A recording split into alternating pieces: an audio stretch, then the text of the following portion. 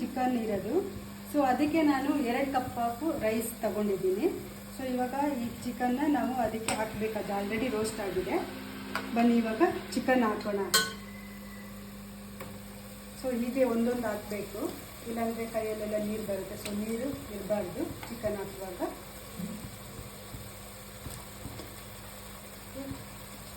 So ಇವಾಗ ಇದನ್ನ ಚೆನ್ನಾಗಿ ಮಿಕ್ಸ್ ಮಾಡಬೇಕು. ಬನ್ನಿ ಫ್ರೆಂಡ್ಸ್, ಮಿಕ್ಸ್ ಮಾಡೋಣ.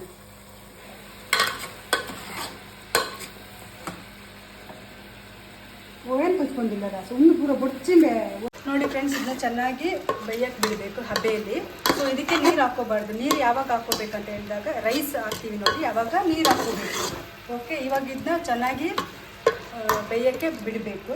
ಸೊ ಹಾಗೆ ರುಚಿಗೆ ತಕ್ಕಷ್ಟು ಉಪ್ಪು ಇವಾಗಲೇ ಹಾಕೋಬೇಕು ಫ್ರೆಂಡ್ಸ್, ಯಾಕಂದರೆ ಚಿಕನ್ ಬೇಯಬೇಕಲ್ವಾ.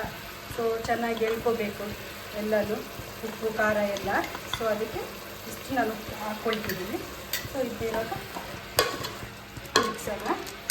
ಸೊ ಇವಾಗ ಇದಕ್ಕೊಂದು ಪ್ಲೇಟ್ ಮುಚ್ಚಿ ಇದಕ್ಕೆ ಬಿಡೋಣ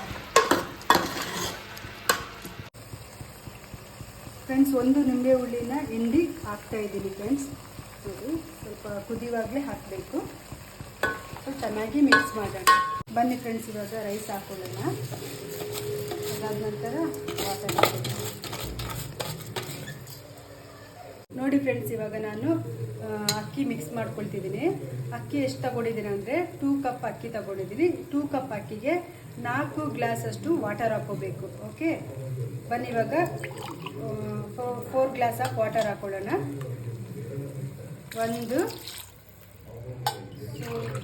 ಫ್ರೆಂಡ್ಸ್, ಇದು 4ನೇದು ಹಾಕ್ಕೊಳ್ತಿದ್ದೀನಿ. ಸೊ ಇವಾಗ ಚೆನ್ನಾಗಿ ಮಿಕ್ಸ್ ಮಾಡಿ, ಉಪ್ಪಿಲ್ಲ ಅಂದರೆ ಉಪ್ಪು ಸ್ವಲ್ಪ ನೋಡ್ಕೋಬೇಕು. ಹಾಗೆ ಖಾರ ಎಲ್ಲ ನೋಡಿಕೊಂಡು ಸ್ವಲ್ಪ ಚೆನ್ನಾಗಿ ಮಿಕ್ಸ್ ಮಾಡ್ಕೋಬೇಕು.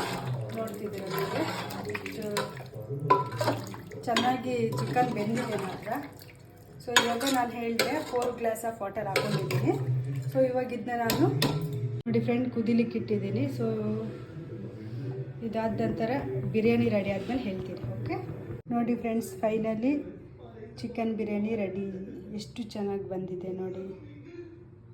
ಸೊ ನೋಡಿ, ಎಷ್ಟು ಸಿಂಪಲ್ಲಾಗಿ ಚಿಕನ್ ಬಿರಿಯಾನಿ ಮಾಡ್ಬೋದು. ಸೊ ಹೀಗೆ ನನ್ನ ಚಾನಲ್ನ ಫಾಲೋ ಮಾಡಿ ಆ್ಯಂಡ್ ಶೇರ್ ಮಾಡಿ, ಸಬ್ಸ್ಕ್ರೈಬ್ ಮಾಡಿ, ಕಮೆಂಟ್ ಮಾಡಿ. Thank you friends. ನೆಕ್ಸ್ಟ್ ವಿಡಿಯೋದಲ್ಲಿ ಸಿಗ್ತೀನಿ. ನೋಡಿ ಫ್ರೆಂಡ್ಸ್, ಫೈನಲ್ ಆಗಿ ಹೀಗೆ ಕಾಣಿಸ್ತಿದೆ. ಹಾಗೆ ನಾನು ಸ್ವಲ್ಪ ರೈತ ಮಾಡ್ಕೊಂಡು